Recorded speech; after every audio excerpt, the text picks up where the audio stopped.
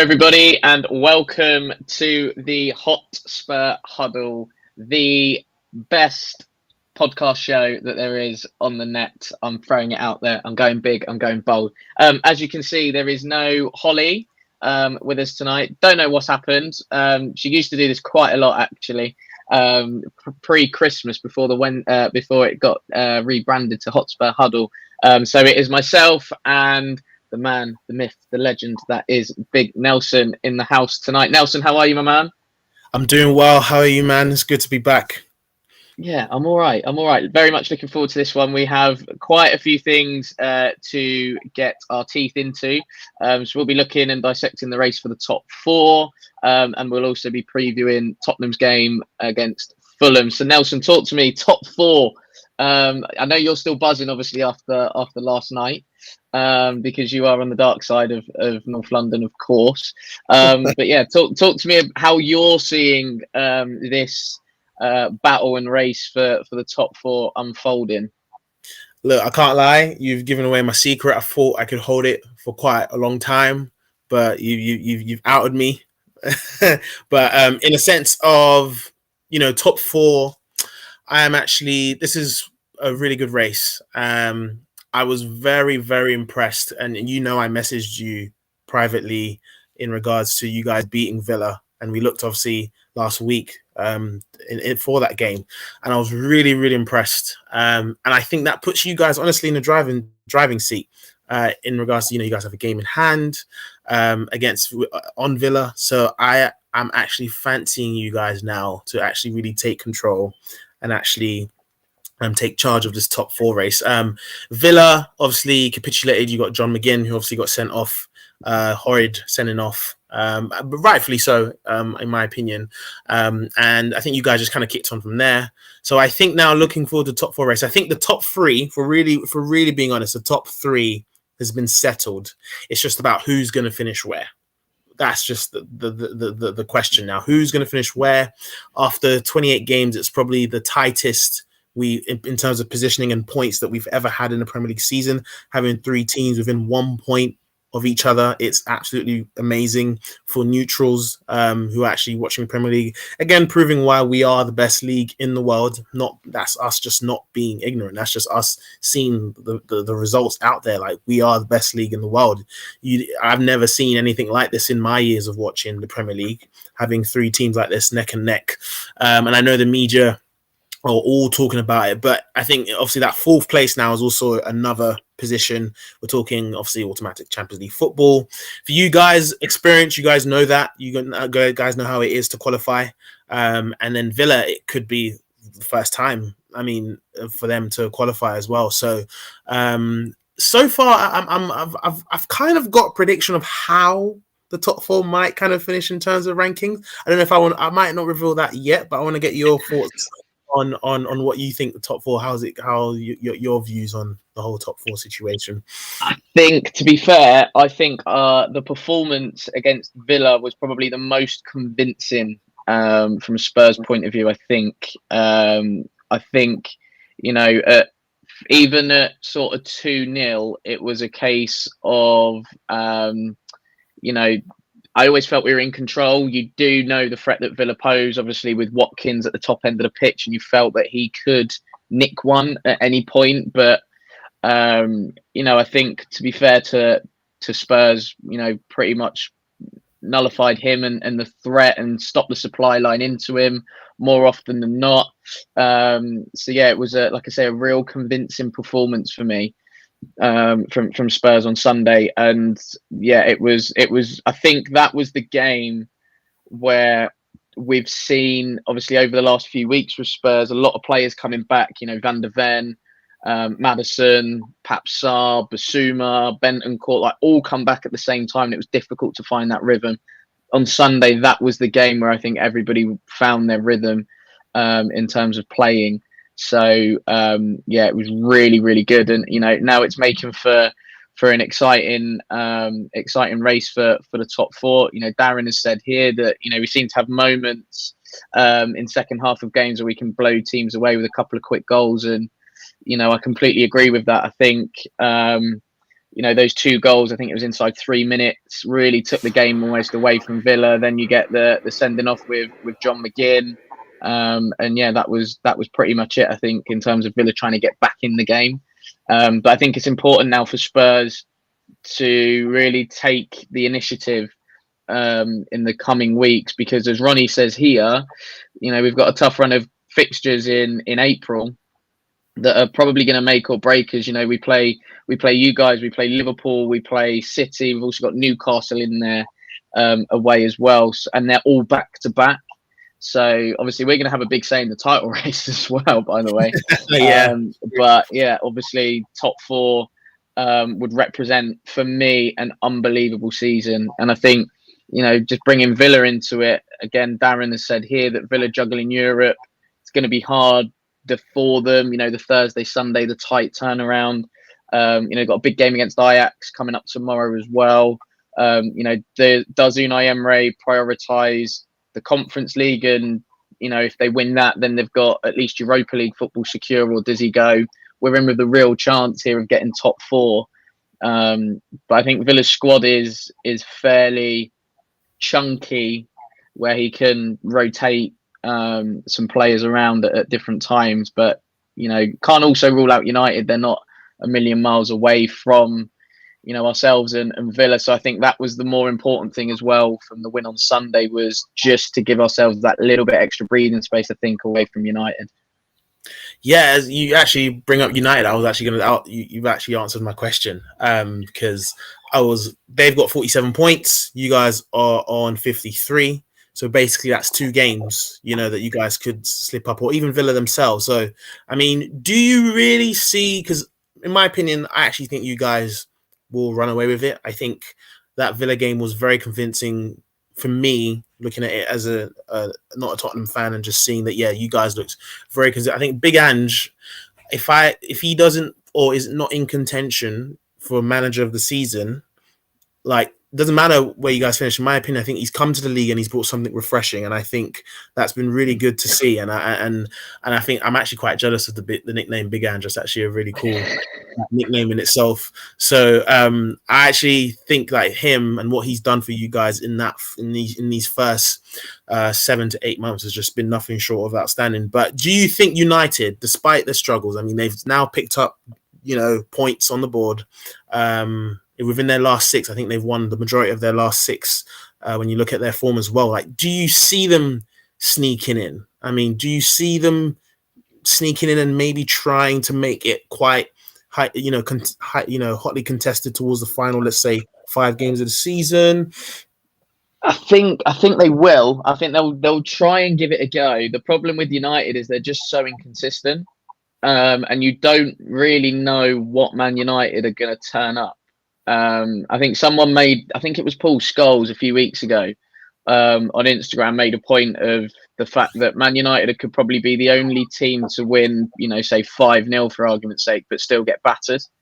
Like, I think he made that analysis actually after the Luton game, where United at times were really comfortable, and then all of a sudden Luton are sort of back in the game, and United are then sort of hanging on towards the end, really, to even pick up a result. I think obviously we know there's a lot going on off the pitch at Man United at the moment, a lot of change going on, and I don't know if that's now filtering onto the pitch or anything like that. But yeah, I think there's a lot going on with United. I think they'll try and give it a go, but like I say, that they're just that inconsistent. You don't know what United are going to turn up, but I think if they are to really sort of have a go, I think after the international break is probably their time, because, as we mentioned there, Tottenham's 4 games, I think, in April is Newcastle, then City, Liverpool, Arsenal. So that's really the time for them and Villa, you could argue, to really capitalise on the fact that Tottenham have got some really tricky and difficult games. And before I ask you for your prediction, I actually haven't asked you this question before, considering that you and Villa are pretty much fighting for that 4th spot. If you guys don't make it, is this considered a failure for this season? Would you consider it a failure? I personally wouldn't. I personally wouldn't. I still think that if Spurs finish fifth or even sixth, I think that represents still a very, very good season. Um, and the context behind it is we've had a new manager coming in, who obviously doesn't know the league, and has had to adapt and adjust to the league very quickly. He's had to implement a new playing style, which, to use United again, as an example, Ten Hag's been there nearly 2 years, and we can't see a defined way of playing, whereas Andrew's come in and done it very quickly. So I think from that point of view, like you say, sometimes it can take a lot of time, other times it just happens really quick and the players react off of it. And then also you're going to throw into the mix that we lose our best player and the player that's, Tottenham's record goal scorer and the player that's arguably carried us over the last couple of seasons in Harry Kane, the eve of the season starting. You put that into context and go, okay, most Spurs fans, we were thinking 7th, 8th, 5th best, because obviously Brighton, Villa, we thought Newcastle were going to really have a good go this season. They've been a bit unfortunate. On top of, your Liverpools, Cities, Arsenals, Man United, all of those. And so we were thinking, well, if we finish 8th, that's probably sort of where we're at. But I still think that, finishing 5th or 6th and getting Europa League for this Tottenham team and where we are, I still think it represents a good season. And actually, I think that if we were to get the Europa League, I think it would be a really good step for this team and this manager in terms of where we're currently at with this. I'm not saying it's a massive project or anything like that, but for where we are, I still think qualifying for Europe and the Europa League, I think, would represent a really good season. Unlike Darren, well, no, he said it's not a failure. Actually, Darren's sort of in agreement with me there. It's a bit of a process, so we have to trust that process, as some Spanish geezer told us once upon a time. Well, I for one know what a process looks like, and I see what you mean in the sense of even qualifying for Europe. So I guess you're saying that even Europa League being a good step for this group of players, you think even the Champions League is great. Obviously, we know it's got the money, the quality. This is a great experience for these young players. I guess you're just hinting that is a bit of a step up too soon, maybe too soon for this group. Potentially, sometimes it's a case of, do you want to run before you can walk? I think we've got a brand. It's almost like a brand new team, and you look at some of the players. They're like, obviously Vicario, very limited, I would guess, European football experience. Van der Ven, again, experience with European football, limited. Udogie, I don't think's played in Europe. I don't think Basuma has. Papsar has had, in and out with us. Probably same with Basuma, to be fair. Maddison, all right, he's played in the Europa League and stuff like that with Leicester. And then obviously you've got the front three of Son, Richarlison, Kulusevski. Yes, they've all played with us, but Brennan Johnson, who's had a fantastic couple of games, by the way, credit where it's due, because I've been very critical of him over the last since he's been at Tottenham, but the last 2 games he's really stepped up and shown what he's about. But he's got no European football experience. We got Radu Dragusin from Genoa, again, probably limited football in terms of European football experience there. So yeah, there's still a lot, I think, for this team to learn along the way. And I think the margins in the Champions League are so fine that you get found out very easily and very quickly. Whereas I think the Europa League, obviously, yes, there's still some very good teams in the Europa League, but it is obviously that step down from the Champions League. So it might just give this team and this group of players the opportunity to make mistakes a little bit. And I think it'll also be good from an injury perspective, in the sense that if we have players that are coming back from injury, we can potentially try and blood them in those sort of Europa League games to get them up to match fitness. No, you make a really good point there. Really good point there. So then, okay, so we've spoken about the top 4. So what do you think the predictions are. I mean, I'll give you my predictions first in regards to where I think the top four will finish. I think this is where I'm going to start from fourth to top. I think it's easier for me to start fourth to top in the sense that I know that you guys, I think Tottenham are going to finish fourth. I see you guys finishing fourth. I honestly don't see Villa. I think the last few games of the season, I think this is where they lose. I think mentality-wise, you guys have been there, and I think that's where you guys kind of had that experience to get over the line. Third, I'm actually, it's going to shock people. I'm going to go for Man City. I'm going to go Man City for third. I don't think people would agree with me. Second, I'm going to go for Arsenal. And then top, I'm going to go for Liverpool. I don't know what it is, but since Klopp made that announcement to leave, it's for me, I just feel like it's written in a script for him to get, for his final season to get that trophy. I don't want it to be him, but I can sense that Liverpool are really going to put their heart out for them. And then I think Liverpool are going to finish top. But yeah, so top four, Liverpool, Arsenal, City, and then you guys will make fourth. What about you? Really interesting that, Nels. I am going to go City to win the league. I think they're just going to come up clutch towards the back end of the season. It's kind of their thing. It's sort of what they do. They hit a certain point in the season, then they just go on a run. And obviously, yes, they picked up a point at Anfield, but obviously that could have easily gone either way for me. That particular game, but I just think they've just got something over the other two in this title race, I think. So City for me.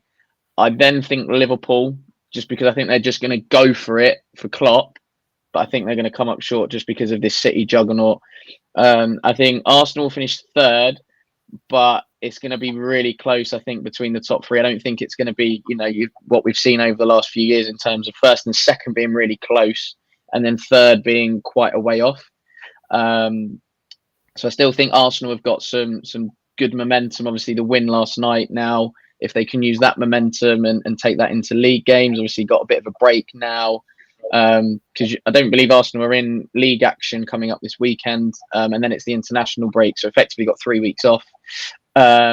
Fourth, yeah, I'll back us, but it all depends on how we get on in April. I think, if we come out of the April fixtures in a good position and in a good way, I think it's ours. Obviously, we got City at home, who we tend to do quite well against. Liverpool away, always a bogey ground for us. I think we're cursed at Anfield, to be honest, as every Spurs fan will know. Then we got you guys, I think, at home. Hopefully we just turn up for that one. It's going to be a really tasty North London derby, I think.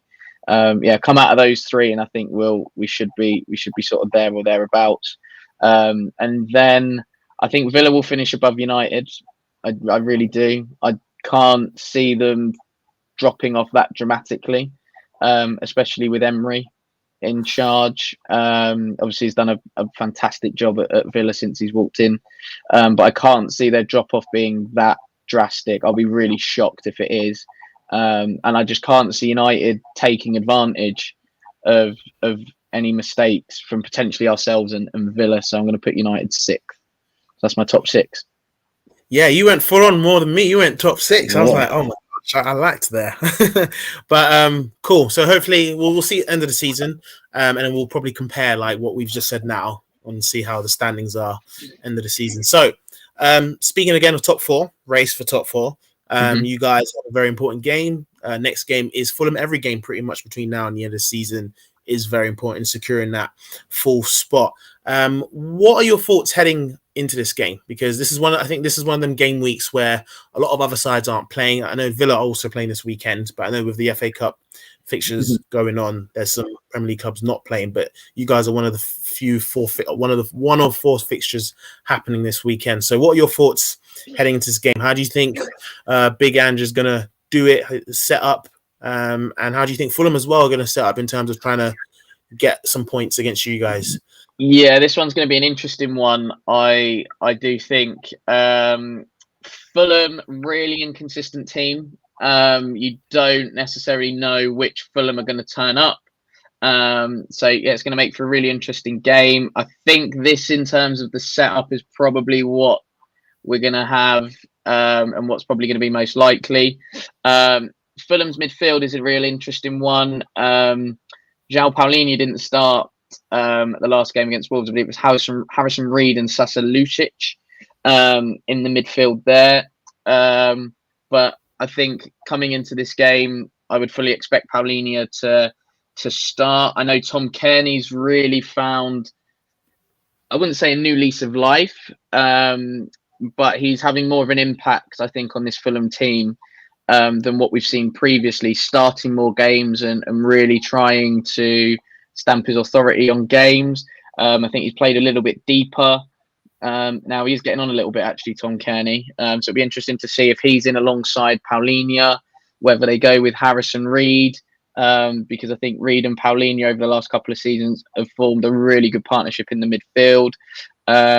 Andreas Pereira in the 10 is a real interesting one. I wouldn't say the most sort of flamboyant, off the cuff type of player, but works hard for the team, and has got a bit of an eye for a pass and doesn't mind a goal either. And then you're looking sort of attacking wise, I think Harry Wilson has done really, really well over the last few weeks on that right hand side. We know he likes to come in, cut in on that left foot. We've seen it time and time again, especially for Wales, with some of the stuff he's produced there. Centre forward, again, really interesting. Where's it going to be? Muniz up top. Is he going to opt for Jimenez? I think Fulham are still searching for that real sort of number 9. They've also got Armando Broja, who it's a bit of a strange one, I think, for me, Nelson Broja, because he's gone there and everybody was like expecting him to come in and hit the ground running straight away. I don't actually think he's played, really, Armando Broja. So yeah, it's a real interesting one there. And then obviously we know the quality that Willian possesses on that left-hand side. So I assume Porro will be playing right back. He's going to have to really be on his game, because Willian is definitely rolling back the years in this stint at Fulham that he's having at the moment, and is just aging like a fine wine. I hear as well, because I know there's some other dangers in there. I know Alex Iwobi. Surprisingly, you don't think maybe manager will go for him in terms, another obviously very impactful when obviously they beat United, and especially in other games against the top 6 sides this season. Do you think, probably you mentioned Andreas Pereira, probably puts him in there in that 10 space? Yeah, I'd probably argue Paulinho, Reed and Pereira is probably Fulham's like first choice midfield 3. Iwobi's an interesting one. Obviously, he's got links to Arsenal, and will probably have a worldy game if he does start against us. Feels like he's got a bit of a point to prove. But again, I don't know if we'll have, say, Paulinho here, and then we'll have sort of Iwobi there with Harrison Reed in there, or Lucic in there as well. So yeah, again, I think the Fulham midfield 3 really interesting. Got a couple of ways in which they can set up. I think Iwobi does give them something different. He does give that legs and almost that energy in the middle of the pitch. And he's a really good ball carrier as well. Obviously played a lot of his younger days out wide, so he's got that ability to just get the ball and keep carrying it at different times. So yeah, but I fully think, the midfield 3 from Spurs is almost picking itself at the minute, with Basuma, Papsar, who was unbelievable against Aston Villa. What a player he is. And Madders in that 10 position. So obviously from a Spurs point of view, Madders is definitely the one that's probably going to cause Fulham problems. We know he likes to really drift and almost drag a player into a position that they potentially don't want to get into, to either open up a pass into the centre forward. So, I fully expect it to be Sonny in this instance, or to just get on the ball and then receive on the half turn and play forwards. So yeah, that's going to be, I think Maddison probably versus Paulinho is probably going to be the key matchup in this game. Again, you read my mind. You go to the next question now, because I like my key matchups. I was going to ask what you thought, your opinions on like the key matchups for the game. And again, touching on Matters, who I personally like as a player. You know me, I love Sonny, but I think Matters might be taking that crown this season. And yeah, how impressed have you been since he's come back? I know he's had to take some time to come back into the squad, but it's clear that Big Ange sees him as part of his plans and how he wants to play. Do you see him out of obviously everybody else in the squad like as sort of the very key person that could obviously kind of influence the game, you know, come the weekend? Is that Matters or Sonny? Well, let's go Matters first, and then if you have any other key matchups you believe might be important during the game, stick them out there. Yeah, I think Matters. I think it's really taken him a while to get back into the swing of things. Since his injury, since he's come back from injury. Been a lot of times when I've watched him, receives the ball really well, gets his head up, looks for that pass, but then takes the extra touch or a couple of touches, and it does kill the momentum of the attack at times. But listen, he's definitely got that eye for a pass. He's definitely a typical Tottenham player. You know, we've had players like that in the past. You know, Ericsson, Van der Vaart, even throwing it back a little bit. Sort of your Robbie Keanes and Teddy Sheringham's of this world, and Gaza and Glenn Hoddle, etc. So Madders definitely falls into that kind of bracket of that creative spark and that creative player. I think these key matchups sort of out wide will be really interesting as well, especially on this right-hand side. Kulusevski most likely to be up against Anthony Robertson, or Robinson, should I say. Going to be really, really interesting there. Robinson is really quick as well, so Decky's definitely going to have to be on his game. Obviously, Robinson doesn't mind a tackle either, so I fully expect Decky to try and dip his shoulder, come inside a lot like he tends to do. And then on the other side, I think again Brennan Johnson, he's proven himself, and showing why a lot of the fan base have backed him and sort of saying to Ange, you can't really drop me at this point. Could be up against Timothy Castagna, who I think has been a solid signing for Fulham on loan from Leicester. And again, I think that will be a really, really interesting matchup because Johnson is very, very quick. So yeah, I think his pace and the fact that he should be a lot more confident now, his confidence should be really flying, is going to be a really, really interesting battle there. And again, I think with the number 9 for Fulham, again, with whether that be Muniz or Jimenez or Broja, are they going to put themselves up against Romero, who for me on Sunday probably had his worst game in a Spurs shirt that I've seen? Was like, honestly, Nelson was awful. Like, in terms of when there's a long ball coming over, right, as a centre half, you've either got to attack it and don't let it bounce. If you're going to let it bounce, then you've got to be proactive to then step onto it and almost sort of head it away. And what Watkins found was a lot of the time Romero was sort of hesitating. So then Watkins was just getting in front and almost pinning Romero to then try and spin him behind. And he did it a couple of times. And I said to my dad, I was like, he's having a shocker here, Romero. Like, he's having an absolute shocker. Or, Radu Dragusin, I expect to come in for Mickey. Van der Ven, who went off with a hamstring injury on Sunday, although listening to Ange earlier, he said it's nothing major. So, again, are they going to pin on Romero? Are they going to pin on Dragusin? Again, that's going to be an interesting one to see happen. But, yeah, I think that's probably it in terms of key battles and key matchups. Nice. You guys obviously have got the late kickoff on the Saturday. So, we have. I mean, to finish off with this last question, how important is it?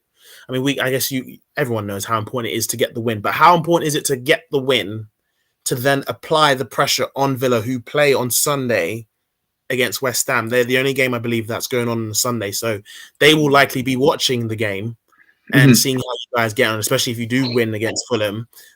I personally think that's going to rattle them, knowing how the top title race is going, how every kind of game counts, and you kind of observe, and it kind of affects your performance. How important is it for you guys to just go in there, do the job against Fulham, to then apply the pressure on Villa, who could slip up against a West Ham team that could turn up, they're at home at any day. So yeah, tell me about it. How important?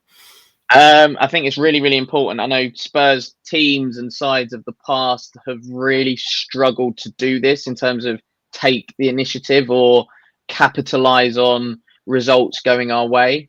So I think this is really, really important. Then, like you say, put pressure on Villa and United, even because United are still playing catch up as well. So we want to try and pull away from them, from both of them. And like you say, Villa have got a fairly tricky game away at West Ham.